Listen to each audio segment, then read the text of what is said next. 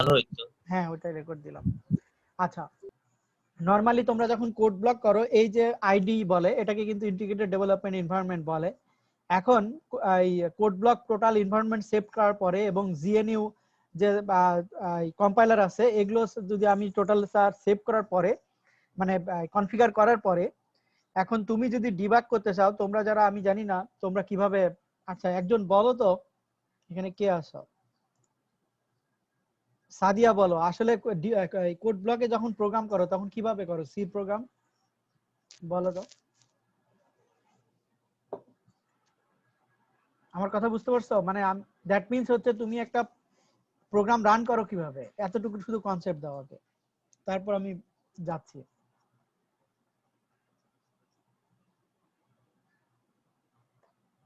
সাদিয়া নাই?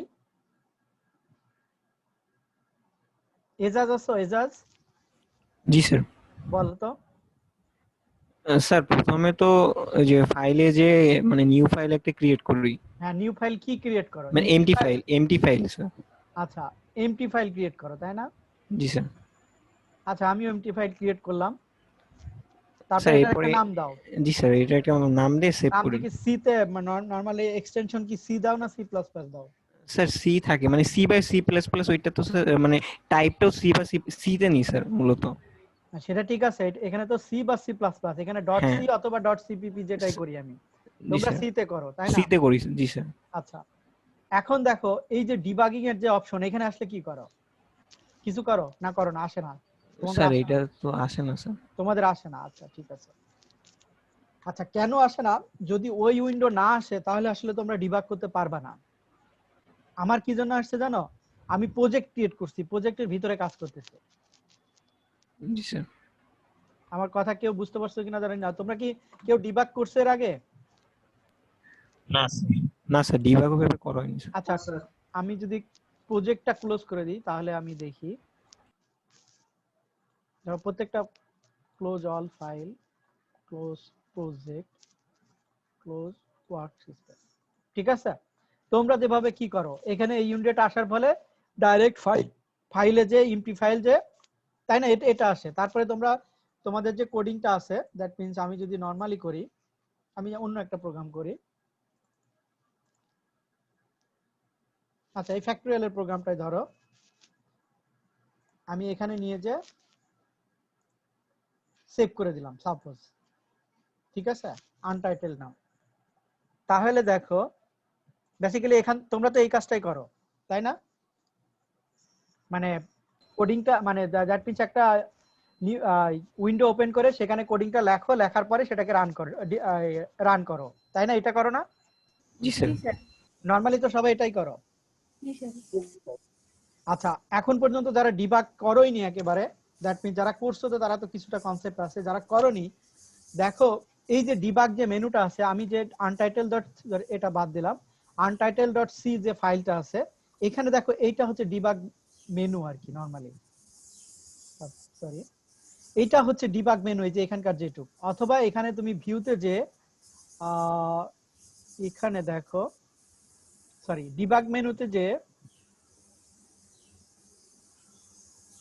Debug window, ঠিক আছে, এখানে কয়েকটা রানিং থ্রেডস আর ওয়াসেস, এখানে আমি দুইটা উইন্ডো অলরেডি আগে থেকে নিয়ে এসে রাখছি। ওয়াসেসটা মূলত যে ভেরিয়েবল গুলো ব্যবহার করে সেই ভেরিয়েবলগুলোর ভ্যালু তোমাকে শো করে। কথা বুঝতে পারছো? আর রানিং থ্রেড যে কম্পাইলেশন যেগুলো হয় জাস্ট রানিং থ্রেড কিছু ইস্যু আছে সেখানে যে আসলে মানে নরমালি মেশিন ল্যাঙ্গুয়েজে যখন কনভার্ট করে তখন যে থ্রেড গুলো মেইন ফাংশন থেকে এখানে দেখো কোন থ্রেডটা রান হচ্ছে তার হুবহু বোঝা যাচ্ছে। এটা থ্রেডিংটা আমরা পরে দেখব। এখন এই যে যে প্রোগ্রামটা ধরো আমি করলাম এখানে দেখো রান, তোমরা শুধুমাত্র এতটুকু করে আমরা হচ্ছে প্রোগ্রামের আউটপুটটা এখানে দেখতে পাই। কথা বুঝতে পারছো কিনা? কিন্তু আমাদের যে ভেরিয়েবল গুলোর ভ্যালু আসলে কিভাবে চেঞ্জ হচ্ছে সেগুলো আমি দেখতে পাই না, এগুলো বাদ দিয়ে দিই। নরমালি এটাই তোমরা দেখো। এবং আরেকটা জিনিস খেয়াল করো এই যে তোমার ডিবাগিং যে টুল বারটা আছে এখানে দেখো, এখানে রাইট বাটন ক্লিক করে এখানে ডিবাগার টুল বারটা নিয়ে আসা যায় এবং এই টুল বারটা হচ্ছে নরমালি ডিজেবল থাকবে তোমরা যেভাবে কাজ করো। আমার কথা বুঝতে পারছো কি? আমার কথা বুঝছো কিনা? হ্যালো জি স্যার। জি স্যার। যার কারণে ডিবাগের মেনুটা এখানে তুমি কাজ করতে পারো। ডিবাগ কেন করে? ডিবাগটা হচ্ছে আমার প্রোগ্রামে কোথাও ভুল আছে কিনা, মানে লজিক্যাল কোনো ভুল আছে কিনা সেটা করার জন্য। ঠিক আছে, দ্যাট মিন্স তোমার দেখা যাচ্ছে সিনট্যাক্সের কোনো ভুল নাই, কিন্তু লজিক্যাল কেন ভুল আছে কিনা, প্রতিটা লাইন আমার কাজ করতেছে কিনা, কোনো লাইন আমার ওভারল্যাপ মানে ব্রেক করে যাচ্ছে কিনা, সেই জিনিসগুলো দেখার জন্য। আচ্ছা, এখন আমি যদি ডিবাগ করতে চাই তাহলে আমাকে অবশ্যই ফাইল থেকে এখানে যে আমাকে প্রজেক্ট ক্রিয়েট করতে হবে। ঠিক আছে, এখানে আমি এমটি প্রজেক্ট অথবা কনসোল অ্যাপ্লিকেশন যেটাই তুমি করো, এবং গোতে যে আমি যদি সি প্লাস প্লাস অথবা সি তে প্রোগ্রাম করতে চাই সেটা আমি আমার মতো করতে পারি সি। এখানে তোমার প্রজেক্ট টাইটেলটার একটা নাম দাও, ডিবাগ 3, সাপোজ ডিবাগ 4। আমার টাইটেলটা হচ্ছে প্রজেক্টের ডিবাগ 3, আর folder to create project in documents এর সির ভিতরে এই প্রজেক্টটা ক্রিয়েট হবে, এবং debug.cpp নামে ফাইলটা সেভ হবে, প্রজেক্ট ফাইল নেম, আর রেজাল্টিং ফাইল নেম হচ্ছে debug.cpp। ওকে, এখানে জিএনইউ জিসিসি কম্পাইলার ঠিক আছে, এবং ডিবাগের একটা আউটপুট ডিরেক্টরি থাকবে। এগুলোতে আমরা কিছু করব না, জাস্ট এরকমই থাকবে। আচ্ছা, এখানে দেখো এখন আমার যে সোর্স ফাইল আছে, এইখানে যে সোর্স ফাইলটা দেখো, এই যে সোর্স ফাইলটা অটো ক্রিয়েট হয়েছে, কিন্তু এটা একটা টেমপ্লেট। আমি জাস্ট কি করলাম, ওই প্রোগ্রামটা আমি নিয়ে আসলাম। ঠিক আছে, এবং প্রজেক্ট ক্রিয়েট করলে তোমার কিন্তু একটা মেইন ফাইল তৈরি হয়েছে।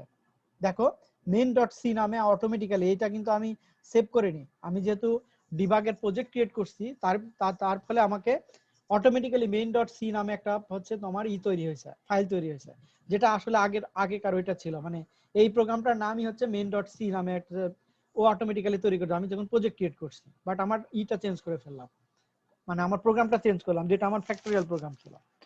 আচ্ছা, এখন আমি প্রোগ্রামটা যদি সেভ করলাম, এবং প্রোগ্রামটা তোমাদের একই কাজ, দেখো ডিবাগ আমি হচ্ছে বিল্ড করে আমি রান করলাম, তারপর আমি আউটকামটা দেখলাম যেটা তোমরা করো।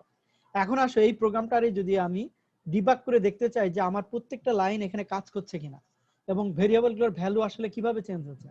তোমরা কি বলতে পারো যে ইন্টিজার n যখন ডিক্লেয়ার করছো তখন ইনিশিয়ালি এর ভ্যালু কত? কে বলতে পারবা? 0।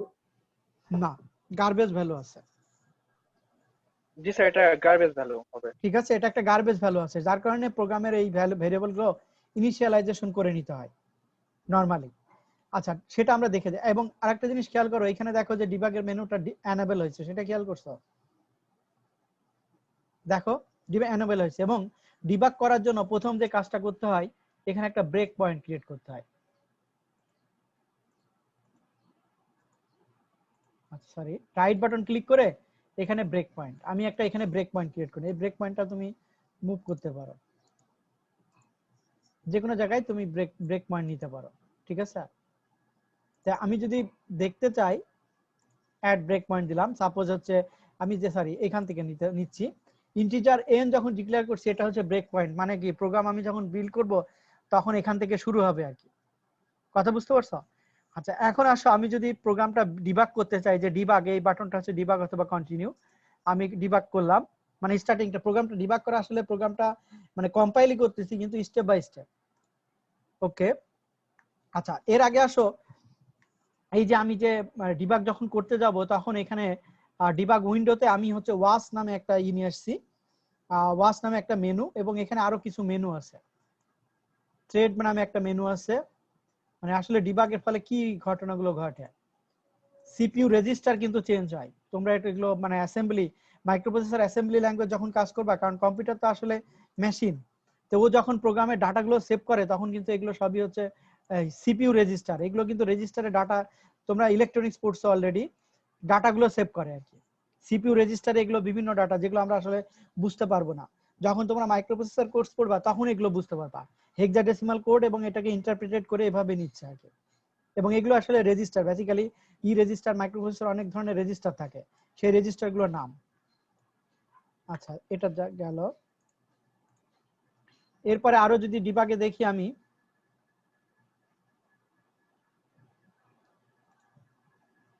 কল স্ট্যাক আছে, এটা আরেকটা তোমার স্ট্যাক। মানে এত বেশি কিছু দেখার প্রয়োজন হয় না, বাট সরি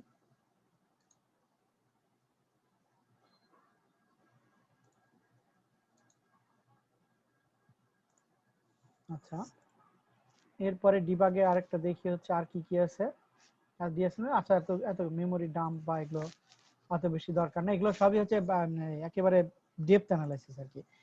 তা আমরা মূলত যতটুকু দেখি এইখানে তুমি একটু খেয়াল করো, এইখানে ভেরিয়েবলটা বেসিক্যালি এখনো লোকাল ভেরিয়েবল যেগুলো আছে আগের প্রোগ্রামটার ভেরিয়েবলই রয়ে গেছে, এখনো প্রোগ্রামটা ক্লিয়ার হয়নি, মানে এখানে ওয়াস উইন্ডো হচ্ছে ক্লিয়ার হয়নি। আচ্ছা এখন এই যে আমি যখন ডিবাগ শুরু করছি এটা কিন্তু এই কার্সরটা বেসিক্যালি মুভ করতেছে, এখন আমার প্রোগ্রাম উইন্ডো আছে হচ্ছে এইখানে, ঠিক আছে, এবং বাট এইখানে ভেরিয়েবল গুলো কিন্তু অন্য কিছু দেখাচ্ছে। আচ্ছা আমি যদি একটু যাই স্টেপ ইন মানে পরের স্টেপে যাও, দেখো কার্সরটা মুভ করছে। এখন তুমি খেয়াল করছো এখানকার লোকাল, লোকাল মানে এখানে তোমার ফাংশন এবং ভেরিয়েবল গুলোর ভ্যালু চলে আসবে। তো এখানে দেখো ফ্যাক্টরিয়াল ভেরিয়েবল তুমি কত, ফ্যাক্টরিয়ালের ভেরিয়েবল তুমি কত ইনিশিয়ালাইজ করছো 1, সেই 1টা আসছে, এবং এন এর মান তুমি কোনো কিছু দাওনি, যার কারণে এটা একটা গার্বেজ ভ্যালু নিচে, আই এর মান হচ্ছে গার্বেজ ভ্যালু। এরপরে পরবর্তীতে এখন কার্সরে কিন্তু এখানে আছে, বেসিক্যালি প্রোগ্রামটা এখানে রান করছে। এরপরে আমি নেক্সট স্টেপে যাই, সরি স্টেপ ইনটু, নেক্সট স্টেপে যখন গেলাম এখনো কিন্তু মানে দেখো যে আমার প্রিন্ট স্ক্রিন চলে আসছে, ডিবাগের আউটপুট স্ক্রিন ইন্টার জান ইন্টিজার।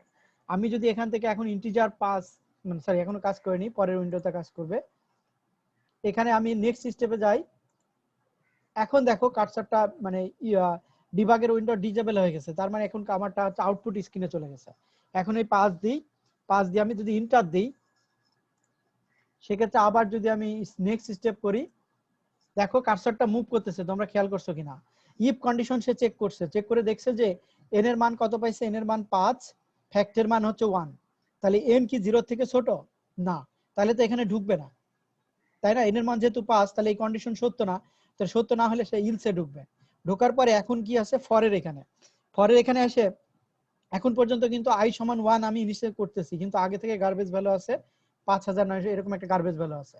তা আমি যখন নেক্সট স্টেপে যাব তখন দেখো আই এর মান 1 হয়ে গেছে, এন এর মান 5 হয়ে গেছে, আর ফ্যাক্টের মান হচ্ছে 1।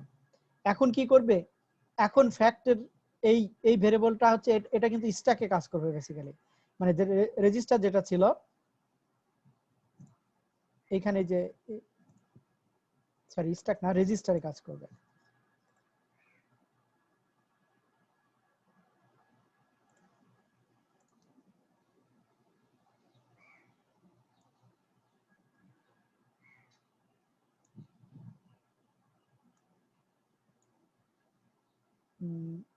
এখানে মনে হয় একটা উইন্ডো আছে, আচ্ছা স্ট্যাকটা বাদ দিই,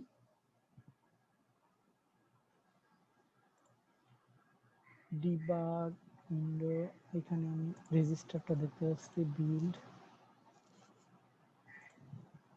সিপিইউ রেজিস্টার। এখানে দেখো রেজিস্টারে এইসব ভ্যালু আসলে চেঞ্জ হবে, এত ডিটেলস ভিতরে যাওয়ার দরকার নাই, এটা মাইক্রোপ্রসেসরে যখন প্রোগ্রাম করবে না তখন এগুলো আরো বেশি বুঝতে পারবে না। এবং প্রত্যেকটা যেমন এই যে পাস, তার দ্যাট মিন্স এই পাসটা কিন্তু বেসিক্যালি এন এর মান, এই যে এক্স একটা রেজিস্টার আছে সিপিইউ সেন্ট্রাল প্রসেসিং ইউনিটের, সেখানে কিন্তু এই ভেরিয়েবল গুলো বেসিক্যালি ভ্যালু গুলো হচ্ছে চেঞ্জ হচ্ছে। কথা বুঝতে পারছো? তা ওইটা না দেখে আমরা শুধু এতটুকুই দেখি যে এখন আমার হচ্ছে কার্সার কাজ করতেছে ফ্যাক্টর এখানে। এখন যদি আমি নেক্সট স্টেপ করি তাহলে দেখো ফ্যাক্টর মান হচ্ছে 1 আছে, এবং ফরের এই কন্ডিশন প্রথম কন্ডিশন হচ্ছে কাজ করছে। এখন দেখো ফ্যাক্টর মান কিভাবে চেঞ্জ হচ্ছে, এখানে কার্সরের দিকে খেয়াল করো, এখন দেখছো যে ফ্যাক্টর মান কত হলো, তার মানে কন্ডিশন আই এর মানে 1 এর জন্য আই লেস দ্যান হচ্ছে n, আই থেকে ছোট হবে, তাহলে fact equal to fact into I. Basically এই স্টেটমেন্ট মানে কি, fact equal to fact into I, I এর মান 1, ফ্যাক্টের মান হচ্ছে 1, তার মানে 1ই ছিল। পরবর্তী স্টেপে যখন এই যে লুপের মান হচ্ছে আই এর মান 2 হয়েছে, আই এর মান যখন 2 তখন fact equal to 1 into 2, that means এখন ফ্যাক্টের মান হচ্ছে 2 হয়েছে। এরপরে যদি আবার নেক্সট স্টেপে যাই, দেখো এখন ফ্যাক্টর মান কত হবে বলো তো, কেউ বলতে পারবা? নেক্সট স্টেপে গেলেই কিন্তু আমি বুঝতে পারবো ফ্যাক্টর মান কত হবে, কেউ বলতে পারবা? আই এর মান হচ্ছে 3 হয়েছে, আর ফ্যাক্ট ভেরিয়েবলের মান কত আছে 3, ঠিক আছে? তাহলে এখন দেখো 3 দুগুণে 6 হবে, তাই না? বুঝছো কিনা? ফ্যাক্টর মান, ফ্যাক্ট ভেরিয়েবল মান এখন 6 হয়েছে। তার মানে কি, এই যে ইনিশিয়ালাইজেশন ফ্যাক্টর মান 6 আর আয়ের মান হচ্ছে 3। এখন আবার হচ্ছে তোমার হচ্ছে আয়ের মান 1 বাড়াবে আবার, এই যে এখানে কার্সর আবার ব্যাক করছে। তাহলে দেখো এখন আবার ফ্যাক্টর মান হবে কত? ফ্যাক্টর মান আছে 6 আর আয়ের মান হচ্ছে 4, তার মানে 4 ছক 24। এরপরে এখন হবে হচ্ছে তোমার আয়ের মান হচ্ছে 5, আবার ব্যাক করলে আয়ের মান 5, ফ্যাক্টর মান হবে 24 ইনটু 5। ঠিক আছে, এন এর মান যেহেতু 5, এখন দেখো এখান থেকে কার্সরটা বের হয়ে যাচ্ছে কিভাবে, স্টেপ ইনটু করো। যেহেতু এই কন্ডিশনটা মিথ্যা হয়ে গেছে, যে ফর লুপ ভেঙে গেছে, যে ফর লুপ ভেঙে গেলে কি করবে, সে হচ্ছে লুপ থেকে বের হয়ে যাবে। বের হয়ে যাওয়ার পরে এখন ফ্যাক্টোরিয়ালে এই যে তোমার ফ্যাক্ট এন এর মান এবং ভেরিয়েবলের সর্বশেষ যে মান আছে, এন এর মান কত 5, ফ্যাক্টের মান হচ্ছে 120, আর আই যেহেতু 6 হয়ে গেছে তখন এই কন্ডিশন আর সত্য হয়নি, মানে I less than equal to এই কন্ডিশন সত্য না, মিথ্যা হয়ে গেছে।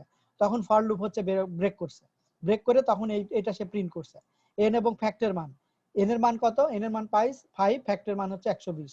সেটা সে কি করছে দেখো, নেক্সট স্টেপ করলে রিটার্ন 0 করলো। তার মানে এই প্রোগ্রাম থেকে কিবোর্ডের আর কোনো কিছু, মানে প্রোগ্রামের কোনো কিছু রিটার্ন করার দরকার নাই, শুধুমাত্র সে হচ্ছে যে ডিসপ্লে করে অলরেডি চলে গেছে।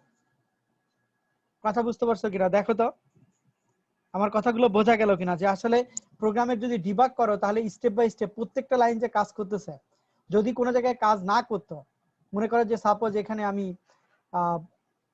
ইকুয়াল টু না দিয়ে যদি লেস দ্যান এন দিতাম, তাহলে কি ফ্যাক্টরিয়াল আসলে প্রোগ্রামটা হতো?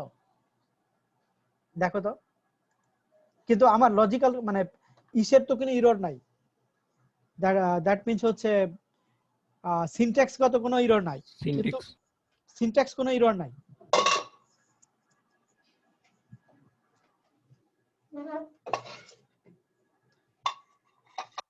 ঠিক আছে, সিনট্যাক্স গত কোনো এরর নাই, কিন্তু আমি যদি রান করি, আমি যদি ব্রেক তুলে দিই,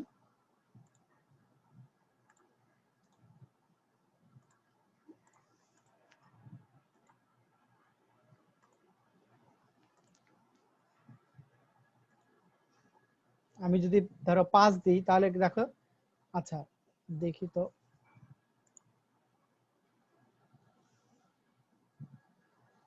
দেখো 6 দিলেও 120 আসতেছে, তারপরে তোমার আরেকটা আবার দেখি 5 দিলে হচ্ছে 24 হচ্ছে, তাহলে এটা কি রং রেজাল্ট না? কেন বলো তো? কারণ এখানে যখন আমি মানে দেখতেছি যে আমার লুপটা কখন ভেঙে যাচ্ছে, আমি 5 পর্যন্ত আমি ফ্যাক্টরিয়াল করতে বলতেছি, কিন্তু 4 পর্যন্ত করেই সে বের হয়ে যাচ্ছে। তো এই ধরনের এরর যদি তুমি মানে আইডেন্টিফাই করতে যাও, তাহলে তোমাকে ডিবাগ করতে হবে।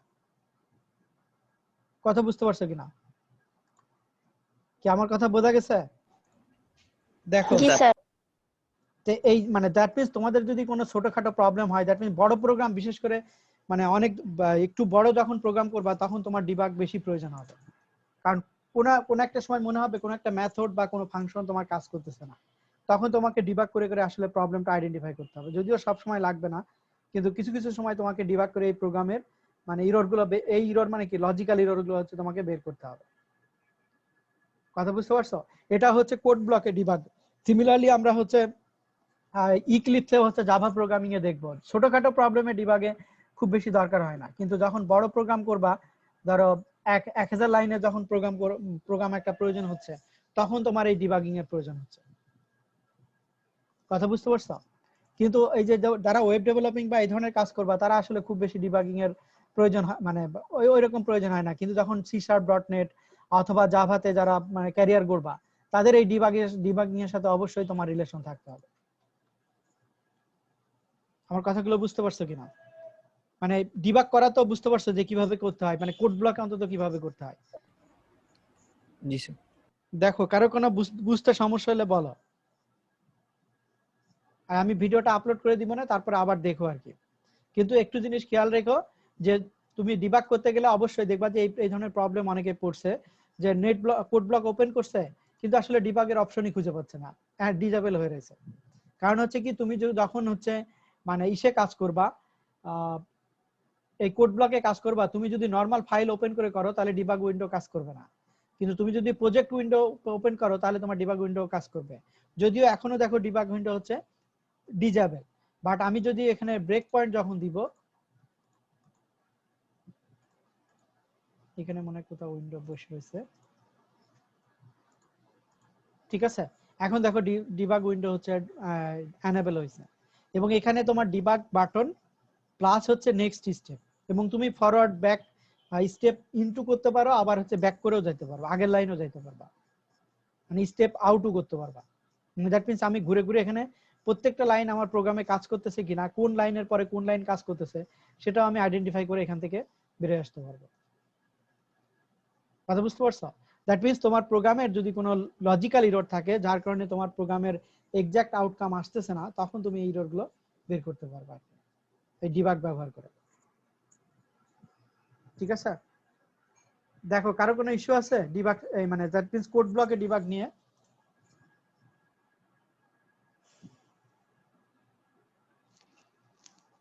স্যার ডিবাগিং উইন্ডোটা কিভাবে আনেন স্যার একটু আবার দেখাতেন। আচ্ছা, টোটাল আমি আবার করে যাচ্ছি, আমি জাস্ট এই প্রোগ্রামটা কপি করে নিয়ে যাচ্ছি। ঠিক আছে, আমি সবই ক্লোজ করে দিই, প্রজেক্ট ক্লোজ করছি, ওয়ার্ক স্পেসও ক্লোজ করে দিছি।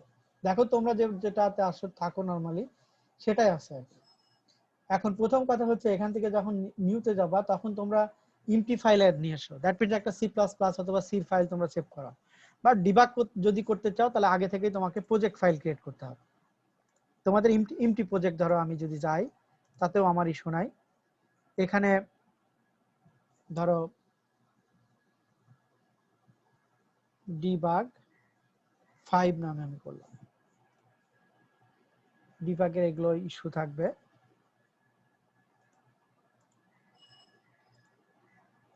আচ্ছা, এখন তুমি ধরো এই যে ডিবাগে গেলা, এখানেই তুমি নিউ ফাইল ক্রিয়েট করো।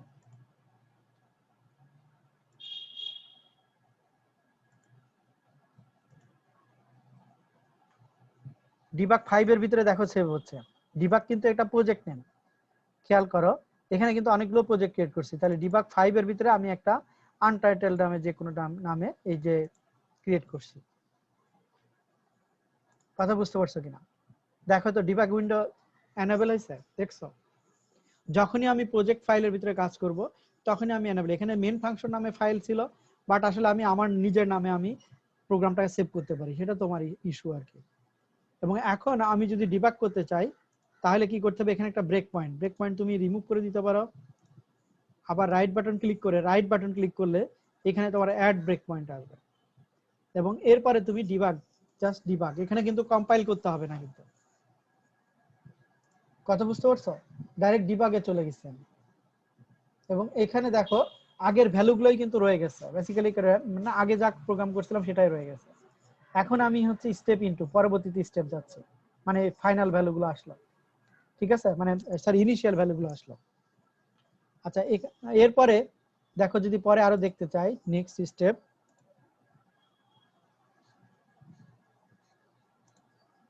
আচ্ছা এখানে ইন্টিজার দিতে হবে, এরপরে আমার নেক্সট স্টেপ দেখো এখানে ফ্যাক্টরিয়ালের মান চেঞ্জ হয়েছে, এন এর মান চেঞ্জ হয়েছে, যেহেতু ফ্যাক্ট ইকুয়াল টু 1 ইনিশিয়ালাইজেশন করে দেয়া, আর আই এর মান এখন পর্যন্ত কিছু বলেনি, মানে আগের গার্বেজ ভ্যালু আছে। এখন আই এর মান চেঞ্জ হয়েছে, যেহেতু লুপের এখানে ঢুকছে, আই এর মান এখন 1 পাইছে, মানে উপরের লাইন কাজ হয়ে গেছে 12 নাম্বার লাইন, এখন সে 13 নাম্বার লাইনে হচ্ছে কার্সরটা আছে, মানে এই লাইনটা এক্সিকিউট করবে, তাহলে ফ্যাক্ট ইকুয়াল টু এখন হচ্ছে 1, এবং স্টেপ ইনটু করলে সে আবার মানে ফ্যাক্টের ভ্যারিয়েবলের যা মান ছিল সেটাই সে ভ্যারিয়েবলের মান হচ্ছে ক্যালকুলেশন করে এখানে দেখে, যেমন fact equal to fact into I, তার মানে কি 1 ইনটু 1, তার 1ই থেকে গেছে, এবং সে আবার হচ্ছে ফর লুপে গেছে, লুপে যে আই এর মান এবার 2 করছে, দেখো এখানে গেলে নেক্সট স্টেপ করলে আই এর মান 2 হয়ে যাবে। ঠিক আছে, তাহলে এখন ফ্যাক্টের মান হচ্ছে 1, আই এর মান 2, তার মানে ফ্যাক্টের মান হচ্ছে এখানে নেক্সট স্টেপ গেলেই 2 হয়ে যাবে। ঠিক আছে, এবার দেখো যে আই এর মান হচ্ছে এখন 2 আছে, তাহলে আই এর মান এবার 1 বাড়াবে, আই এর মান 3 হয়ে গেল, ফ্যাক্টের মান আবার নতুন ক্যালকুলেশন হলো, সিমিলারলি আই এর মান 4 হলো, ফ্যাক্টের মান চেঞ্জ হলো, আই এর মান 5 হলো, ফ্যাক্টের মান হচ্ছে চেঞ্জ হবে। যেহেতু আমি কন্ডিশন এখানে দেখো আই এর মান আগেই ব্রেক করে গেছে, কারণ I less than equal to হচ্ছে এন দিছি, তার মানে আই এর মান হচ্ছে এন এর মান হচ্ছে 5, আই এর মান যদি 4 হয় তাহলে এটা ব্রেক করে যাবে, মানে কন্ডিশনটা মিথ্যা হয়ে যাবে, যে আই লেস দ্যান তোমার হচ্ছে সরি আই এর মান যখন 5 হবে, 5 লেস দ্যান 5, তখনই কিন্তু কন্ডিশন মিথ্যা হয়ে যাবে। দেখো i এর মান 5 আছে, n এর মানও 5 আছে, তার মানে কি এই কন্ডিশন কিন্তু সত্য না, 5 লেস দ্যান 5 না, ঠিক আছে? মানে 5 কি মানে সরি i কি n থেকে ছোট না, ওটা তো মানে তোমার হচ্ছে কন্ডিশন হচ্ছে ই হয়ে গেছে, মানে 5 লেস দ্যান, এখানে যদি আমি ইকুয়াল টু দিতাম তখন কিন্তু আসলে এক্স্যাক্টলি আরো মান ই পাইতাম আর কি।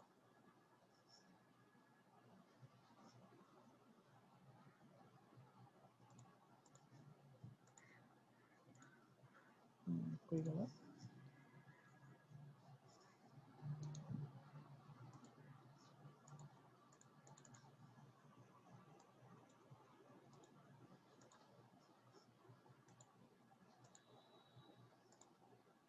আচ্ছা এখানে সব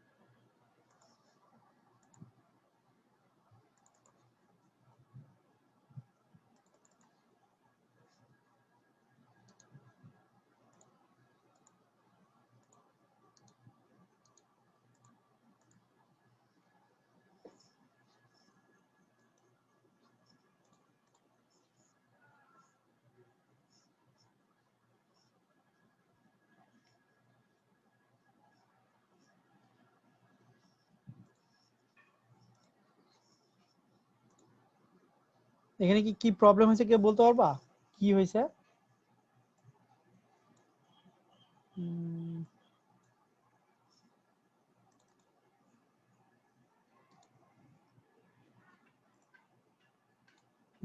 মেনুগুলো সব ডিজেবল হয়ে গেছে।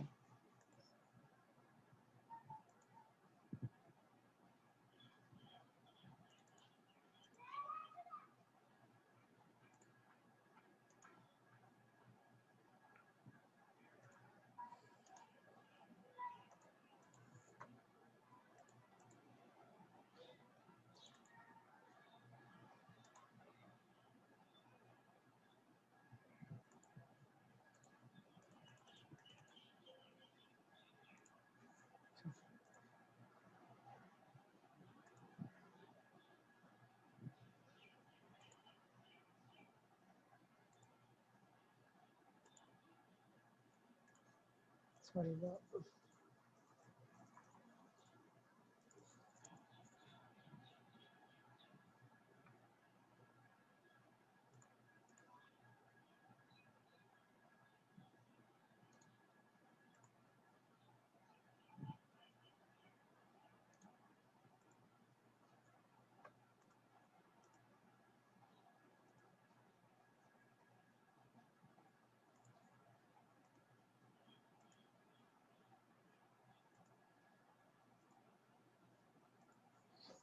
আচ্ছা কোন একটা ইস্যু হয়েছিল আর কি।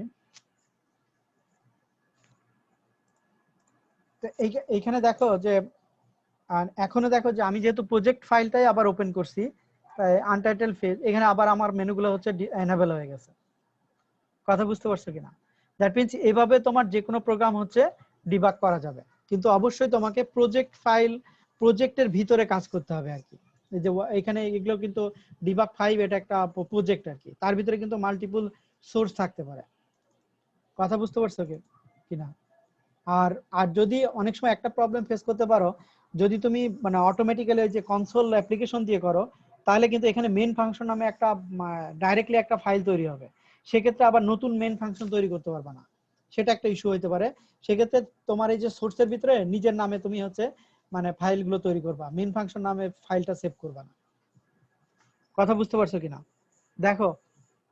তো এখন কি বুঝতে পারছো যে আসলে ডিবাগ কেমনে করব? জি স্যার। আচ্ছা কারো কোনো ইস্যু আছে? আর এই যে ওয়াস মেনুটা নিয়ে কাজ করবা, কারণ ওয়াস মেনুতে হচ্ছে নরমালি যে লোকাল ভেরিয়েবল গুলো তুমি ব্যবহার করো, লোকাল এবং গ্লোবাল ভেরিয়েবল প্লাস আর্গুমেন্ট অথবা ফাংশন যেগুলো ব্যবহার করবা, সেটার হচ্ছে লিস্টটা বেসিক্যালি এখানে আসে। এই ওয়াস ভেরিয়েবলে তুমি দেখে নিতে পারবা যে কোনগুলো তোমার হচ্ছে প্রোগ্রামের, কোনগুলো হচ্ছে তোমার লোকাল ভেরিয়েবল এবং তার ভ্যালু কিভাবে চেঞ্জ হচ্ছে, কোনো ভ্যালু গার্বেজ বা কোনো সামথিং রং আছে কিনা। অনেক সময় সামের কাজ যদি করো তাহলে দেখবা যে সাম ভ্যালুর মানটা যদি ইনিশিয়ালাইজেশন না করো তাহলে একটা গার্বেজ ভ্যালু আসতে পারে, মানে রেজাল্ট একটু উল্টাপাল্টা আসতে পারে অনেক সময়। ঠিক আছে, তো এটা গেল হচ্ছে কোড ব্লকে কিভাবে হচ্ছে আমরা ডিবাগ করব। কথা বুঝতে পারছো কিনা? দেখো এই রিলেটেড কারো কোনো কোশ্চেন আছে?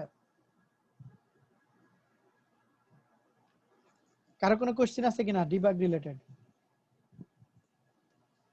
নিজেরা একটু প্র্যাকটিস করো তাহলে হচ্ছে মানে ভালো বুঝতে পারবো আরো। ঠিক আছে, জি স্যার। আচ্ছা এখানে দেখো আমি তোমাদের হচ্ছে লিয়াং এর বই 3 নাম্বার চ্যাপ্টারটা একটু দেখাচ্ছিলাম। তো এখানে এইটা দেখার পরে আবার হচ্ছে ডিটেইলের বইতে যাব। তো এখানে দেখো যে এখানে কিছু প্রবলেম বলছিলাম, একই প্রবলেমগুলো অ্যাসাইনমেন্ট আকারে দিইনি,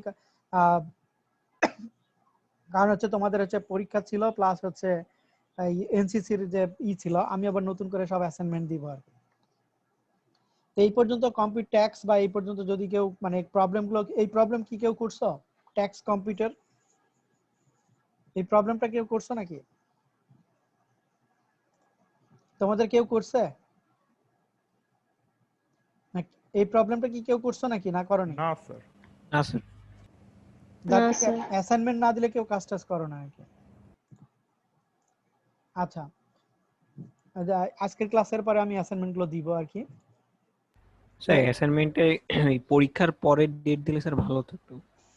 আচ্ছা সেটা অ্যাসাইনমেন্ট আজকে তো 25 তারিখ, পরীক্ষা তো 27 তারিখে, তো ডেটটা তো পরে থাকবে, এক সপ্তাহ থাকবে আর কি। জি ঠিক স্যার। আছে, আচ্ছা এরপরে আসো কিছু লজিক্যাল অপারেটর আমরা ব্যবহার করি, যেটা জাভাতে বলো তোমার হচ্ছে সিতে বলো, সব জায়গায় এই লজিক্যাল অপারেটর গুলো লাগবে। তুমি যদি ওয়েব ডেভেলপিং করো সেখানেও তোমার কিছু, বা জাভা স্ক্রিপ্টে কাজ করো সেখানেও তোমার হচ্ছে লজিক্যাল অপারেটর লাগবে। ঠিক আছে, বেসিক্যালি এই 4টা লজিক্যাল অপারেটর, যেটা তোমরা ডিসক্রিট ম্যাথেও এগুলো পাবা। Discrete math plus logic gate, DLD course আছে, ডিজিটাল লজিক ডিজাইন, সেখানেও তুমি এই অপারেটর গুলো পাবা। That means and, not, and, or, অথবা এক্সক্লুসিভ অর, এবং আরো কিছু গেট পাবা, যেমন তোমরা এক্সক্লুসিভ নর, এক্সক্লুসিভ ন্যান্ড, নট এন্ড যেটাকে বলে ন্যান্ড অপারেটর বলে, যেটা তোমরা ইলেকট্রনিক্স কোর্সে পাবা, ডিজিটাল লজিক ডিজাইন। এগুলোর মেন হচ্ছে লজিক্যাল নিগেশন, বাট একটা নাম আছে logical negation, logical conjunction, disjunction এবং হচ্ছে এক্সক্লুসিভ। এই অপারেটর গুলোটা বেসিক্যালি এখানে তোমাকে যে আউটকামটা দেয়, আউটকামটা হচ্ছে যে কোনো কন্ডিশন যখন তুমি ব্যবহার করবা, সেই কন্ডিশনের যদি ট্রু থাকে তাহলে তোমাকে, যদি অপারেটরটা ব্যবহার করো, যেমন এই কথাটা নরমালি আমরা যদি if age greater than equal to 18, that means এজটা যদি 18 থেকে মানে 18 থেকে বেশি হয় তাহলে সত্য হবে।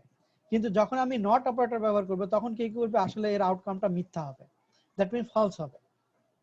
যদি এজ 18 থেকে বেশি হয়, যেমন এখানে দেখো assume age equal to 40, age variable equal to মানে ইন্টিজার এজ ইকুয়াল টু তোমার 24, তাহলে কি এখান থেকে আউটকামটা বেসিক্যালি এই এক্সপ্রেশনটা আসবে কিন্তু বেসিক্যালি ফলস, মানে রেজাল্টটা আসলে ফলস হবে।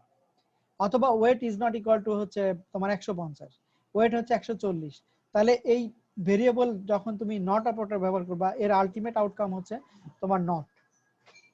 কথা বুঝতে পারছো কিনা?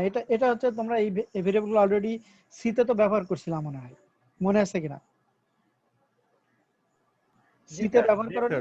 সিতে সিতে তারপরে এগুলো তো ব্যবহার করার কথা, সেইগুলো আমি ডিটেইলস যাচ্ছি না। সিমিলারলি এন্ড অপারেটরের কাজও একই রকম, এটা এন্ড মানে লজিক্যাল এন্ড আর কি, নরমাল এন্ড না। আবার তোমার হচ্ছে অর অপারেটর মানে যে কোনো একটা কন্ডিশন সত্য হলে আউটকামটা সত্য হবে, বেসিক হচ্ছে এইটা। তো এই ধরনের একটা প্রবলেম যদি আমরা দেখি, দেখো একটা এক্সাম্পল বলছে এই প্রবলেমটা, যে একটা প্রোগ্রাম আছে যেখানে কি বলছে, কোন একটা নাম্বারকে তুমি নিবা কিবোর্ড থেকে, যে নাম্বারটা হবে 2 দ্বারা ভাগ করা যাবে, 2 এবং 3 দ্বারা ভাগ করা যাবে। ঠিক আছে, যে whether a number is divisible by 2 and 3, অথবা আরেকটা বলছে স্যার কন্ডিশন হচ্ছে whether a number is divisible by 2 or 3, অথবা whether a number is divisible by 2 or 3 but not both। কথাগুলো বোঝাও, এরকম কন্ডিশন যদি আসে তখন তোমাকে অবশ্যই এই লজিক্যাল মানে দ্যাট মিন্স হচ্ছে এই ট্রুথ টেবিল গুলো ব্যবহার করতে হবে, লজিক্যাল অপারেটর যেগুলো, এই অপারেটর দিয়ে এই প্রবলেমটা সলভ করতে হবে। দেখো একটা কন্ডিশন বলতেছে যে আমি যদি একটা নাম্বার ইনপুট নিই, ধরো কিবোর্ড থেকে যে ইন্টিজার নাম্বার একটা ইনপুট নিলাম, সেই নাম্বারটা 2 এবং 3 দিয়ে ভাগ হইতে হবে, ভাগ করা ডিভিজিবল হবে। ডিভিজিবল মানে কি, ভাগশেষ হচ্ছে 0। ঠিক আছে, অথবা 2 অথবা 3 দ্বারা ভাগ হবে, মানে 2 এবং 3 দ্বারা ভাগ করা যাবে, এটা একটা হইতে পারে। অথবা বলতেছে মানে সরি, এবং নাম্বারটা হচ্ছে 2 অর 3 বাট নট বোথ, মানে 2 অথবা 3 দিয়ে ভাগ করা যাবে কিন্তু দুটো দিয়ে ভাগ করা যাবে না। কথাগুলো বুঝছো কিনা আমি জানি না। কন্ডিশনটা হচ্ছে এরকম। তো এই ধরনের যখনই এই ধরনের কন্ডিশন সম্পর্কিত কোনো প্রবলেম আসবে তখন অবশ্যই তোমাকে লজিক্যাল অপারেটর ব্যবহার করতে হবে। লজিক্যাল যে কনজাংশন অপারেটর গুলো দেখালাম 4টা, এই 4টা গুলো ব্যবহার করতে হবে। যেমন এই প্রবলেমটা যদি আমরা সলভ করি তাহলে সেটাকে এইভাবে সলভ করা যায় যে আমি যদি একটা নাম্বার কিবোর্ড থেকে ইনপুট নিই, সেই নাম্বারটা ডিভিজিবল বাই 2 and 3, এখানে নাম্বার ভেরিয়েবল আর কি, তাহলে কন্ডিশনটা হচ্ছে 2 এবং 3 দিয়ে ভাগ করেন, 2 and 3, that means number percent 2 equal to 0 অথবা and number percent 3 equal to 0, এটা একটা কন্ডিশন। অথবা নাম্বারটা হচ্ছে 2 or 3 দিয়ে ভাগ করা যাবে, তার মানে কি এখানে অর অপারেটর ব্যবহার করতে পারবো। আবার নাম্বারটা হচ্ছে কি বলতে divisible by 2 or 3 but not both. দেখো এখানে একটা ব্যবহার করছে নাম্বার পার্সেন্ট 2 ইকুয়াল টু 3, এই অপারেটরটা হচ্ছে তোমার হচ্ছে বাট নট বোথ। এখানে এই অপারেটরটা হচ্ছে তোমার কই গেল, এটা আরেকটা নতুন অপারেটর ব্যবহার করছে।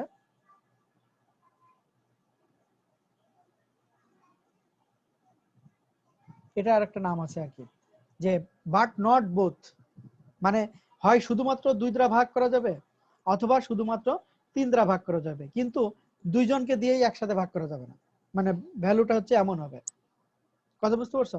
তাহলে এই যদি এই যে প্রবলেম অ্যানালিসিস বললাম, এই প্রবলেমটা সলভ করতে হলে অবশ্যই আমাকে এই যে এই চার্টের যে ভেরিয়েবল গুলো আছে, মানে এখানকার সরি এক্সক্লুসিভ অর এই অপারেটরটাকে বলা হচ্ছে exclusive or operator. Exclusive or operator মানে কি, অর এর হচ্ছে নেগেটিভ, এক্সক্লুসিভ অর হচ্ছে অর এর হচ্ছে নেগেটিভ। অরে তো মানে তোমার হচ্ছে কি বলে, এই অপারেটরটা ট্রুথ টেবিলটা দেখে নি, ট্রুথ টেবিল থাকলে এই যে এটা মানে অরের নেগেটিভ। অরের দেখো এখানে কি ছিল, যদি ফলস ফলস হয় তাহলে ফলস ঠিক আছে, ফলস ট্রু হলে ট্রু, আর ট্রু ফলস হলে ট্রু, আর ট্রু ট্রু হলে হচ্ছে ফলস। ঠিক আছে?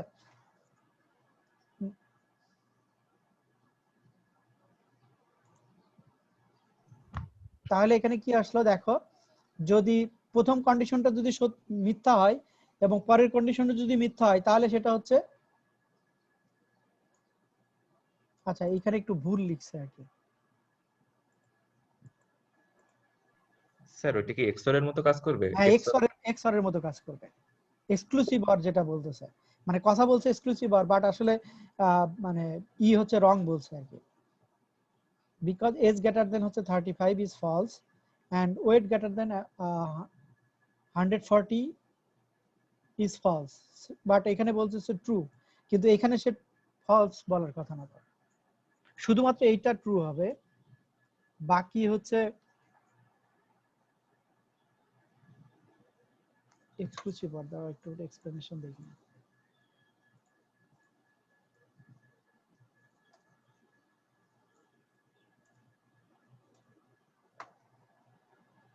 এই যে এক্সক্লুসিভ অর আছে দেখো,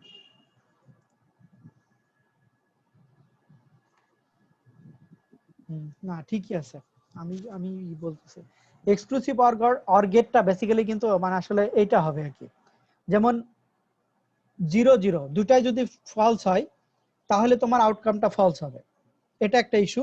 দুটাই যদি ট্রু হয় তাহলে হচ্ছে আউটপুটটা ফলস হবে, কিন্তু যদি একটা ট্রু একটা ফলস হয় তাহলে হচ্ছে আউটপুটটা ট্রু হবে। কন্ডিশনটা হচ্ছে এরকম। দ্যাট মিন্স নরমাল অর অপারেটরের কাজটা কি মনে আছে? Or operator logic gate,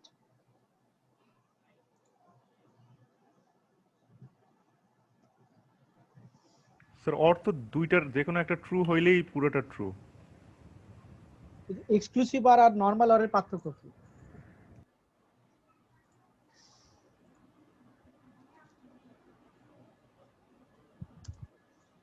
sir or হচ্ছে যোগ করা, আর এক্সক্লুসিভ অর হচ্ছে ওইটাকে মানে তার উল্টো অল্টারনেটিভ দিয়ে স্যার, অল্টারনেটিভ হওয়ার কথা কি, তাই না? অল্টারনেটিভ করে দেয় আচ্ছা exclusive. Exclusive or exclusive disjunction is a logical operation that is true if and only if its argument differ, one is true other is false. তার মানে দুটা তো একই মনে হচ্ছে।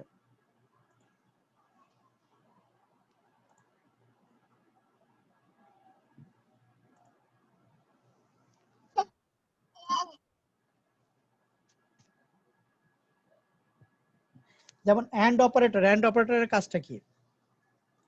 অ্যান্ড অপারেটর হচ্ছে দুইজনই যদি সত্য হয় তাহলে শুধু সত্য হবে, তাই না? বেসিক্যালি এটা এরকম, ঠিক আছে? যেমন দুই মানে এখানে দেখো অ্যান্ড অপারেটর তো আমরা দেখলাম, এটা হচ্ছে এটা হচ্ছে নট অপারেটর। অ্যান্ড অপারেটর হচ্ছে দুইজনই যখন সত্য হবে শুধুমাত্র তখন সত্য, যেমন P1 এবং P2 যখন সত্য হয়েছে তখন শুধু সত্য, তাই না? এটা করে অ্যান্ড গেল।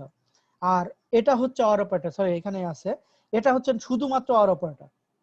দেখো অর অপারেটরে যে কোনো একটা সত্য হলেই সত্য, ঠিক আছে? কিন্তু এক্সক্লুসিভ অর অপারেটরে শুধুমাত্র মানে একটা সত্য একটা মিথ্যা এরকম হলে হচ্ছে সত্য হবে। এই যে এইটুকু কথা বুঝতে পারছো কিনা? এই এক্সক্লুসিভ অর এবং অর অপারেটরের পার্থক্য বুঝছো কিনা? এটা কিন্তু অর অপারেটর, এখানে যেটা বলতেছে এটা হচ্ছে অর অপারেটর, কথা বুঝতে পারছো? আর এটা হচ্ছে এক্সক্লুসিভ অর অপারেটর।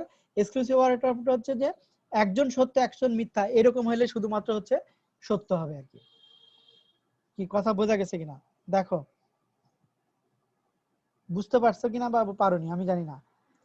এখানে আবার একটু পার্থক্য বোঝো, যে ট্রুথ টেবিলে যদি এন্ড অপারেটরের কাজটা কি, যদি ট্রু থাকে এন্ড ব্যবহার করলে সেটা ফলস হয়ে যাবে, যদি ফলস থাকে তাহলে ট্রু হবে। এন্ড অপারেটরে হচ্ছে যে কোনো দুইটা ট্রু থাকলে শুধুমাত্র ট্রু হবে। অর অপারেটরে হচ্ছে যে কোনো একজন ট্রু থাকলে, যেমন এখানে একজন ট্রু থাকলে সব মানে আউটকামটা হচ্ছে ট্রু হবে এই অপারেটরে। আর এক্সক্লুসিভ হারে হচ্ছে মানে যেমন এখানে দুইজন অপারেটর ট্রু থাকলেও কিন্তু আসলে ফলস হবে। এটা হচ্ছে এটার একটা ব্যতিক্রম আর কি, অর এবং এক্সক্লুসিভ অরের ভিতরে, ঠিক আছে?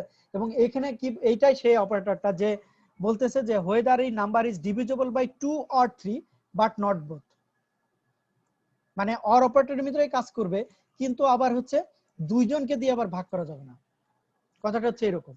তাহলে সেক্ষেত্রে এই যে তোমার এক্সক্লুসিভ অর অপারেটর ব্যবহার করতে হবে। এটা হচ্ছে যে হয় 2 দ্বারা ভাগ হবে অথবা 3 দ্বারা ভাগ হবে, ঠিক আছে? বাট দুইজন দ্বারা একসাথে ভাগ হয় এমন ভ্যালু হইতে পারবে না, কথা বুঝতে পারছো কিনা দেখো? বুঝছো না বুঝনি? কেউ কিছু না বলে কি বুঝবো? হয় বুঝনি মানে না, কেউ কিছু না বলা মানে হচ্ছে বুঝতে পারোনি। আচ্ছা এখানে দেখি প্রোগ্রামটা আছে কিনা কি, এক্সাম্পল কত এটা, লিয়াং এর বই 3 নম্বর চ্যাপ্টার,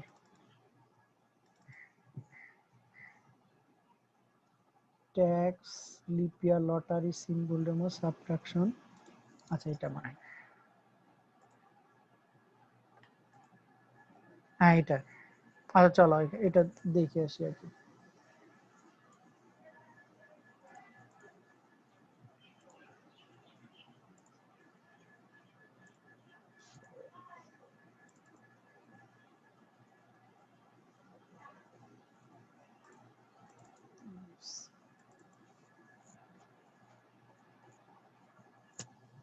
তোমাদের আর কোন কোন ক্লাস চলতেছে এখন?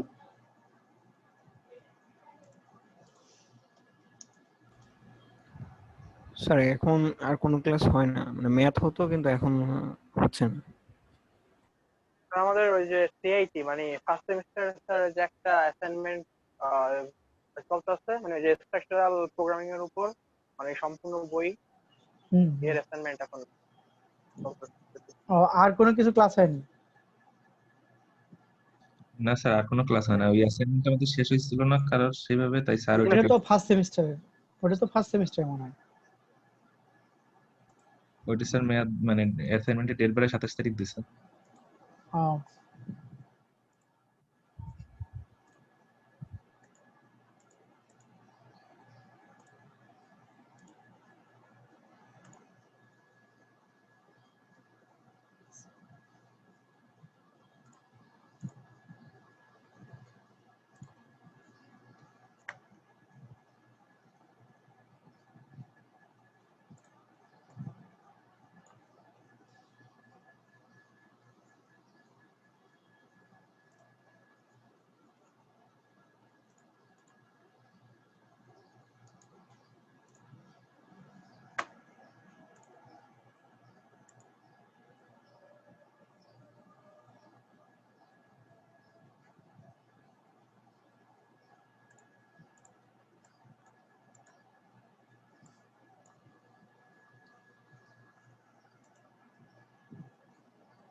আচ্ছা এখানে একটু দেখো, মানে আমি যদি কোনো প্রোগ্রাম নিই, প্রোগ্রামটা কি হচ্ছে যে আমি ইনপুট থেকে কোনো একটা প্রোগ্রাম নিই, ধরো ভ্যালু নিচ্ছি, সেই ভ্যালুটা আমি চেক করব যে আসলে এই কন্ডিশনের ভিতরে পড়ে কিনা। ধরো আমি 9 দিলাম, ঠিক আছে, তাহলে কি হলো দেখো আউটকাম গুলো কি দেখাচ্ছে যে 9টা ডিভিজিবল বাই 2 and 3, সেটা তো ফলস, কারণ 2 এবং 3 দ্বারা ভাগ করা যায় না। তারপরে 9 ডিভিজিবল বাই 2 or 3, সেটা কিন্তু ট্রু, ঠিক আছে, বাট 9 ডিভিজিবল বাই 2 or 3, হ্যাঁ সেটাও কিন্তু ট্রু। কথাগুলো বুঝতে পারছো কিনা? মানে অপারেটর গুলো হচ্ছে যে এখানে ব্যবহার হচ্ছে এরকম, মানে এমন ভ্যালু তুমি কিবোর্ড থেকে নাও যে ভ্যালুটা হচ্ছে মানে 2 এবং 3 দ্বারা ভাগ করা যাবে, তাহলে আউটপুটটা হবে হচ্ছে ট্রু। 2 অথবা 3 দ্বারা ভাগ করা যাবে, যদি যে কোনো একটা সত্য হয় তাহলে true. 2 or 3 but not both, তাহলে সেটা ট্রু হবে। এখন এমন একটা নাম্বার বলো তো যেটাকে তোমার হচ্ছে 2 এবং 3 দ্বারা ভাগ করা যায়। 6। 6, তাই না? আচ্ছা তাহলে দেখে আসি।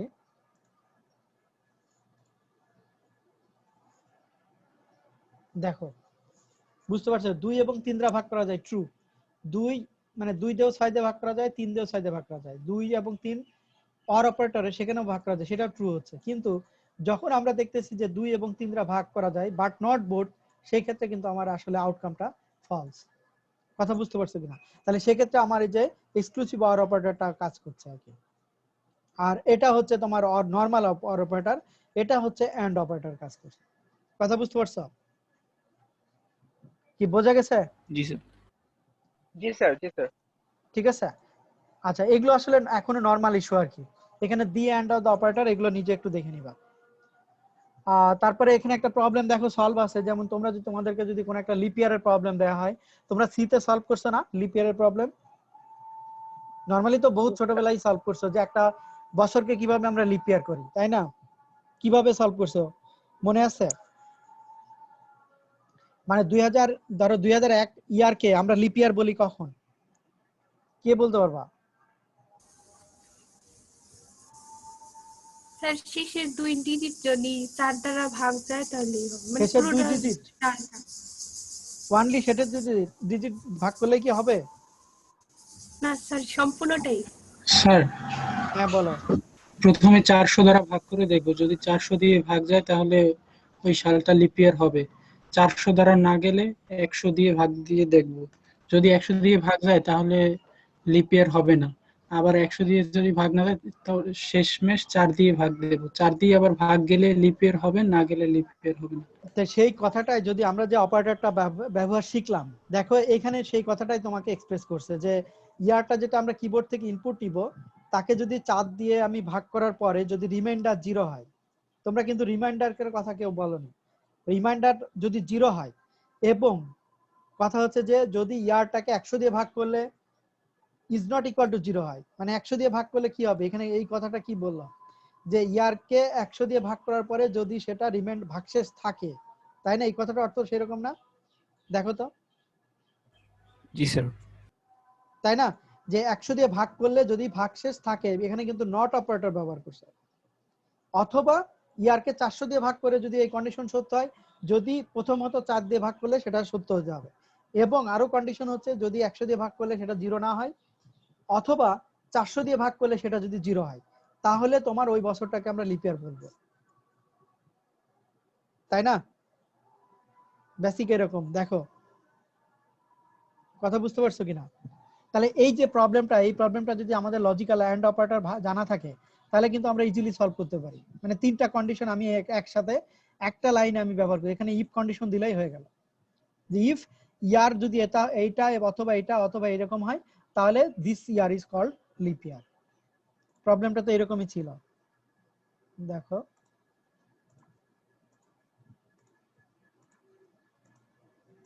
এই লিপ ইয়ারের প্রবলেমটা এরকমই ছিল আর কি। যে কোনো একটা ইন্টিজার তুমি হচ্ছে নেক্সট ইন্টিজার তুমি কিবোর্ড থেকে নাও, মানে ইনপুটে নাও, এবং সেই ইয়ার ভেরিয়েবলের ভিতরে রাখলাম, রাখার পরে সেটাকে আমি কি জাস্ট এই বুলিয়ান অপারেটর ব্যবহার করলে আমি বলে দিতে পারলাম যে সেটা মানে বুলিয়ান। এখানে কিন্তু ডাইরেক্ট বুলিয়ান, এখানে ইফ অপারেটরও ব্যবহার করেনি, যে Boolean is leap year equal to direct এভাবে Boolean variable Boolean data type ব্যবহার করছে ইজ লিপ ইয়ার, যদি লিপ ইয়ার হয় তাহলে এখানে বলে দিচ্ছে হ্যাঁ ইজ লিপ ইয়ার, মানে ইয়ার মানে কি 2001 ইজ লিপ ইয়ার। দেখি আমরা প্রোগ্রামটা করে দেখি।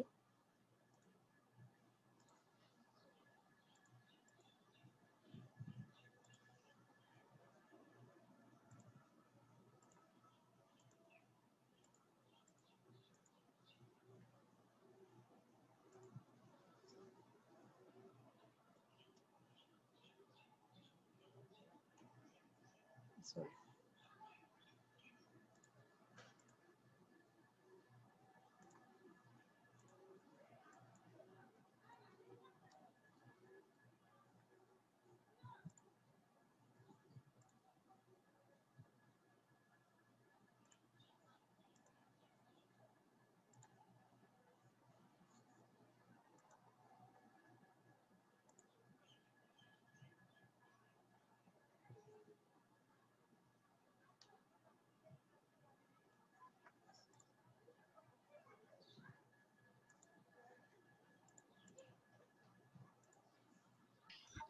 দেখো যে 2001 হচ্ছে লিপ ইয়ার না। আমি যদি প্রোগ্রামটা আবার নরমালি এটাও কিন্তু ডিবাগ করে আমরা দেখবো নেক্সট ক্লাসে, ঠিক আছে? তাহলে এটা হচ্ছে ইস্যু আর কি। দ্যাট মিন্স আমি অপারেটরটা দেখাচ্ছি যে বুলিয়ান ভেরিয়েবল ডিক্লেয়ার করে আমি জাস্ট এক লাইনে প্রোগ্রামটা সলভ করে ফেলতে পারতেছি। কথা বুঝতে পারছো? এটা হচ্ছে বুলিয়ান ভেরিয়েবলের বেসিক্যালি কাজের, এই যে যেগুলো বলতেছি বুলিয়ান ভেরিয়েবল এবং প্লাস লজিক্যাল অপারেটরগুলো আমি ব্যবহার করে আমার প্রোগ্রামের আউটকাম দেখতেছি। এরপরে লটারি একটা প্রোগ্রাম আছে, এগুলো তোমাদের করতে হবে, আমি দেব। এরপরে সুইচ স্টেটমেন্ট, তোমরা যেভাবে সি তে সুইচ স্টেটমেন্ট করছো একইভাবে এখানে প্রত্যেকটা কেস 0 থেকে শুরু হয় এবং লাস্টের কেসটাকে ডিফল্ট বলে। যে কোন একটা কেজের 0 যদি মানে কেসটা সত্য হয়, কেজের 0 যদি সত্য হয় তাহলে সেটাই হচ্ছে ব্রেক করে বের হয়ে যাবে, অথবা যদি কোনোটাই সত্য না হয় তাহলে সেখানে লাস্ট স্টেটমেন্টটা বের হয়ে যাবে। এখানে স্ট্যাটাসের এখানে কন্ডিশন থাকে আর কি। এবং এটার ফ্লো চার্ট দেখো যে সুইচ স্টেটমেন্টে জাস্ট একটা মানে কন্ডিশন থাকে, সেই কন্ডিশন চেক করে সে দেখবে, না হলে ব্রেক করবে, মানে একবারে বের হয়ে চলে আসে, অথবা পরের অথবা তারপরের, এভাবে যতগুলো আছে বেসিক্যালি এভাবে সুইচ এক্সপ্রেশন এখানে সুইচ অপারেটরের সুইচ স্টেটমেন্টের ভিতরে এখানে জাস্ট এক্সপ্রেশনটা থাকে, মানে ইফ ইলস এর বা যে কোনো কন্ডিশনাল এক্সপ্রেশন গুলো থাকে আর কি। আর যেমন এখানে যেমন ডে বলে দিই যে আজকে যদি 1 হয় তাহলে ডে সেট সরি 1 যদি হয় তাহলে এখানে আমি লিখতে পারি হচ্ছে মন্ডে, টুয়েসডে, থার্সডে, তারপরে ফ্রাইডে, স্যাটারডে, উইকডে, আর তারপরের দিন আমি লিখতে পারি হচ্ছে উইকেন্ড। এখানে কে জিরোটা আরো সামনে আসবে আর কি। এগুলো জাস্ট হচ্ছে আগের মতোই, এর কোনো ইস্যু নাই, জাস্ট হচ্ছে আগের মতোই হচ্ছে তোমার স্টেটমেন্ট গুলো দেখা। এখানে একটা প্রবলেম আছে, চাইনিজ জোডাইক বলে। বেসিক্যালি কোন একটা write a program that prompts the user to enter a year যদি এন্টার করি সেটাকে 12 দিয়ে ভাগ করার পরে তারপরে একটা আসে যে 0 যদি হয় তাহলে ওই ইয়ারকে চাইনিজ জোডাইকে বলে হচ্ছে মানকি ইয়ার আর কি। এভাবে একটা গেম আছে ওদের, সেটা একটা প্রবলেম, ঠিক আছে? এরপরে কন্ডিশনাল কিছু অপারেটর আছে যেগুলো তোমরা অলরেডি ব্যবহার করছো, জাস্ট দেখে নিও। বুলিয়ান এক্সপ্রেশনে যদি সত্য হয় তাহলে প্রথমটা সত্য হবে, এক্সপ্রেশন 1 রেজাল্ট হবে, আর যদি মিথ্যা হয় তাহলে এক্সপ্রেশন 2 হবে। এগুলো হচ্ছে অপারেটর প্রিসিডেন্স, দ্যাট মিন্স কোন অপারেটরের কাজ আগে কোন অপারেটরের কাজ পরে, এগুলো জাস্ট দেখার জন্য। অ্যাসোসিয়েটিভিটি যেটা থাকে, এগুলো সরল অঙ্ক যদি তোমরা করে থাকো তাহলে সেখান থেকে এক্সাক্ট রেজাল্ট আসবে, কিছু কন্ডিশন আছে আর কি।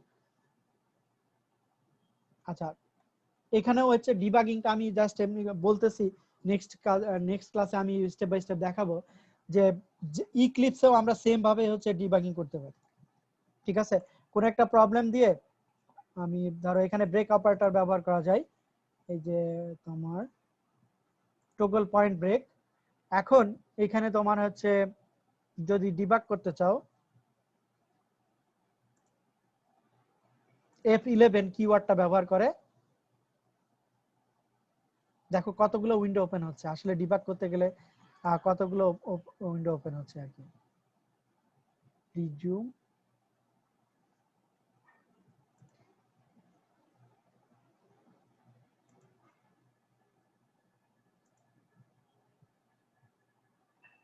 আচ্ছা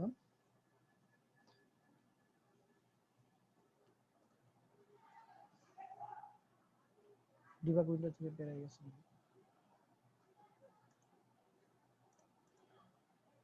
আচ্ছা, এই ডিবাগিংটা আমি জাভার একটু বড় প্রোগ্রাম দিয়ে দেখাবো আর কি নেক্সট ক্লাসে। ঠিক আছে? নেক্সট ক্লাসে জাভার এটা দেখানোর পরে তারপরে তোমাদের সাথে হচ্ছে আমি দেখাবো হচ্ছে ডেটেলের যে 3 নাম্বার চ্যাপ্টার, যেটা তোমাদের একটু প্রবলেম হচ্ছে। ডেটেলের হচ্ছে 3 নাম্বার চ্যাপ্টার, যেটা যেখানে অবজেক্ট এবং হচ্ছে ক্লাস নিয়ে কিছু কথা কয়েকদিন বলছিলাম, অবজেক্ট মেথড এন্ড স্ট্রিং, যা তোমার 10th এডিশন থেকে, এখান থেকে কিছু ইস্যু কথা বলবো আর কি। ঠিক আছে? আচ্ছা, আজকের ক্লাস রিলেটেড কারো কোনো কথা আছে দেখো, বা পরীক্ষা রিলেটেড কারো কোনো ইস্যু আছে কিনা? লিপিয়ার এর ওইটা শুধু 4 দিয়ে ভাগ করলে ওইটা লিপিয়ারটা বের হয় না? শুধু 4 দিয়ে ভাগ করলে কি এমন কিছু ইয়ার আছে যেটা হবে না? তুমি সবগুলো চেক করে দেখো। এটা ছোটবেলায় যখন শিখছো তখন হয়তো 4 দিয়ে ভাগ করলে হবে, যেমন 2000, তাই না? 2000 কি লিপ ইয়ার বলো তো? জি স্যার, লিপিয়ার। আচ্ছা, দেখে আসি। স্যার গুগল সার্চ করছি। হ্যাঁ, কি বলে? গুগল পি বলে। কিন্তু কিছু ইয়ার আছে আমার জানা মতে, আমি যতদূর জানি কিছু ইয়ার আছে দুইটা কন্ডিশনই লাগে। 2100 সাল 2200 সাল এগুলো লিপিয়ার না স্যার, কিন্তু এগুলো 4 দিয়ে ভাগ যায়। হ্যাঁ, 4 দিয়ে তো 2100 যেমন 4 দিয়ে ভাগ করা যায়, কিন্তু আমাদের প্রোগ্রাম কোথায় ছিল? দেখি ওর অ্যানসারটা আমরা দেখে আসি। আচ্ছা, আমার কি কই গেল, উইন্ডো কোথায় গেল সব?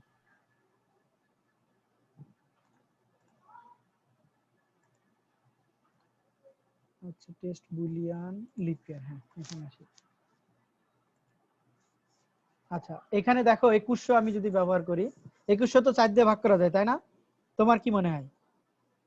4 5 20, 5 100, 4 25 100, তাহলে 2100 ভাগ করা যায়। কিন্তু 2100 তো তাহলে তোমার থিওরিতে হচ্ছে লিপিয়ার হওয়ার কথা, কিন্তু আসলে 2100 কি লিপিয়ার? ফলস, 2100 লিপিয়ার না। তুমি দেখো তো গুগলে পাও কিনা এটা। কে কে কথা বলতেছিলাম আমি বুঝতে পারিনি। 2100 লিপিয়ার or not? দেখো, the rule is that if the year is divisible by 100 but not divisible by 400, leap year is skipped. The year 2000 was a leap year, for example, but this year 1700, 1800, 1900 not. ঠিক আছে? দেখো 1800 কিন্তু 4 দিয়ে ভাগ করা যায়, যায় না? 1800 4 দিয়ে ভাগ করা যায় না? কিন্তু 1800 তো লিপ ইয়ার না। জি স্যার, বুঝতে পারছি স্যার। কথা বুঝছো? মানে একটা কন্ডিশন দিয়ে তুমি সলভ করতে পারবে না। এই কারণেই হচ্ছে ফুল মানে যে it's leap year rule is that a year is a leap year if it is divisible by 4। এটা একটা issue. Unless it is also divisible by 100, in which case it is a regular year. Unless it is also divisible by 400, in which case it is a leap year. Since 2100 is divisible by 100 but not by 400, so it is not a leap year. 2100 তো তোমার 4 দিয়ে ভাগ করা যায়, তাই না? যেহেতু লাস্টে 0 আছে, সেটা 4 দিয়ে ভাগ করা যায় নরমালি। কথা বুঝতে পারছো? আর কারো কোনো ইস্যু আছে পরীক্ষা বা আদার্স কোনো ইস্যু?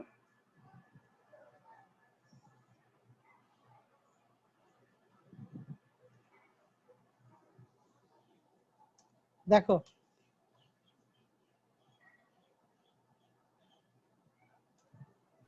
স্যার গত ক্লাসটি কিছুটা আপলোড করে দিলে ভালো হতো স্যার। আচ্ছা ঠিক আছে, ওটা আপলোড করে দিচ্ছি। পরীক্ষা রিলেটেড কার কোনো ইস্যু আছে? যেমন তোমাদের একটা ইস্যু ছিল যে টাইম কম হয় না, এখন 60টা কোশ্চেনে 45 মিনিট। তবে অবশ্যই অ্যাভয়েড করো যে তোমাদের হচ্ছে না করার জন্য।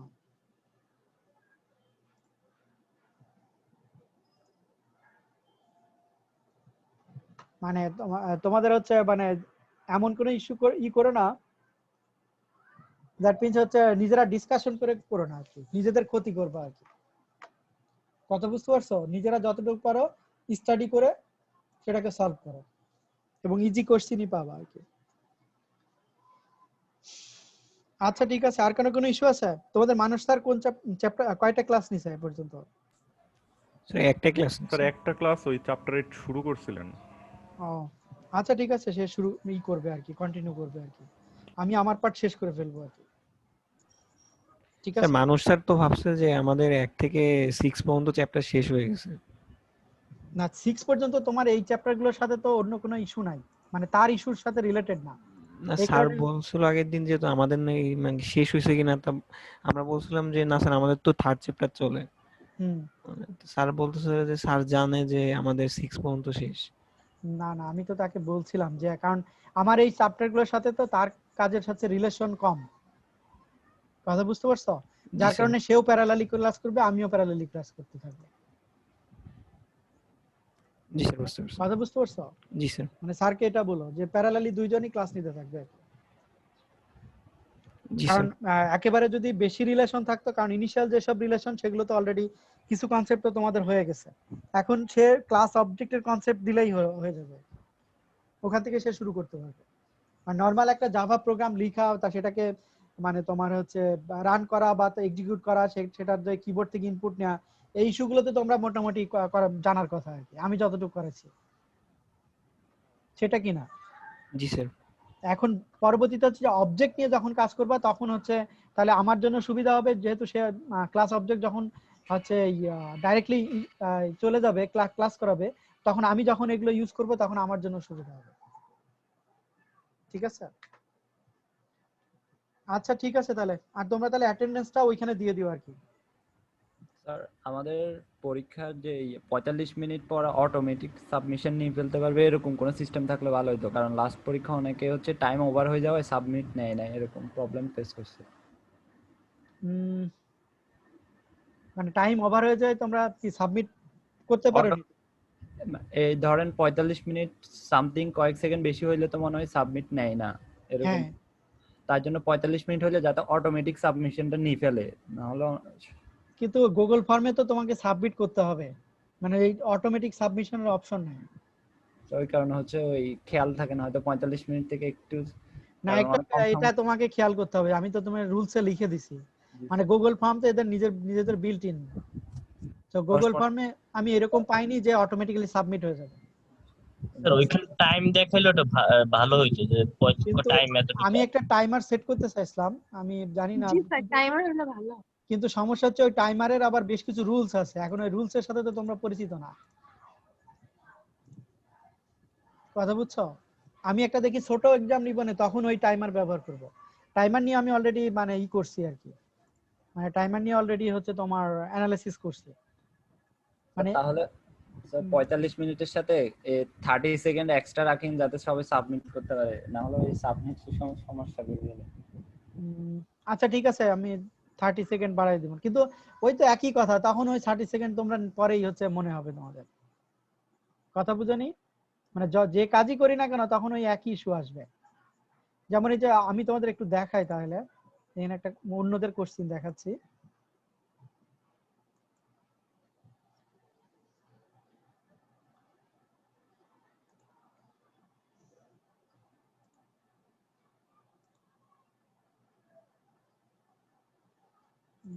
সরি, এটা তো ই করতে দিচ্ছে। তোমাদেরই একটা কোর্স ছিল, তোমাদের কি কোনো এমসিকিউ টাইপের পরীক্ষা নিছিলাম নাকি? সিসি, জি স্যার, একটা নিয়েছিলাম স্যার।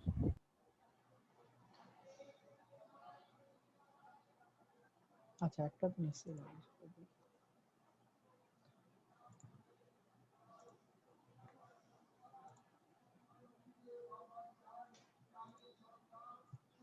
এখানে একটা আমি ব্যবহার করছি,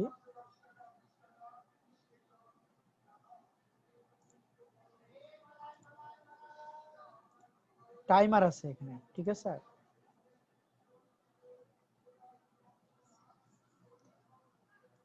প্রক্টর দরকার নাই, এখানে ধরো ম্যাক্সিমাম অ্যাটেম্প দিতে পারি। আচ্ছা 102 তে গেল, বাট এইখানে যে ইনস্ট্রাকশন গুলো যদি তোমরা ই করতে পারো, কথা বুঝছো, এখানে বেশ কিছু ইনস্ট্রাকশন আছে, নইলে পরীক্ষা দিতে পারবে না।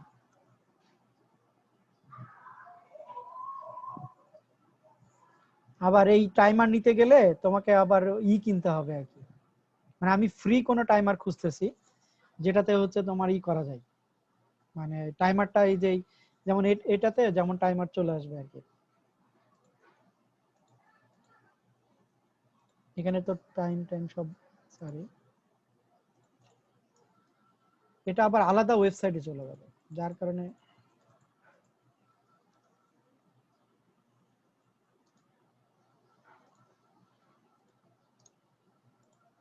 প্রত্যেকটা আবার লগ ইন করা লাগবে।